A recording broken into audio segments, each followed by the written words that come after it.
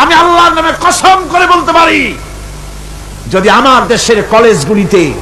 আমার দেশের বিশ্ববিদ্যালয়গুলিতে যদি আল্লাহর এই কোরআনটা পড়ানো হতো, আহারে বলেন, কলেজে কোরআন শরীফ পড়ানো হয়, বিশ্ববিদ্যালয়ে কোরআন পড়ানো হয়,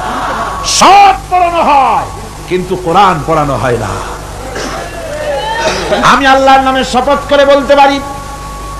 আমাদের দেশের কলেজ আর বিশ্ববিদ্যালয়গুলিতে এই কোরআনে কারিমের তাফসীর যদি পড়ানো হতো, একেবারে ক্লাস 8 থেকে শুরু করে মাস্টার ডিগ্রি পর্যন্ত কোরআনের তাফসীর যদি পড়ানো হতো, নবীজির হাদিস যদি পড়ানো হতো,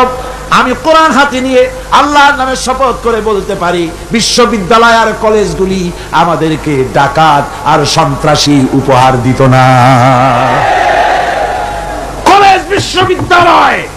আমাদেরকে উপহার দিত খালিদ বিন ওয়ালিদ,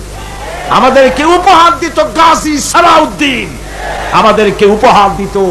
শহীদ টিটুমির, টিপু সুলতান, শাহ মজনুন, এগুলি আমাদেরকে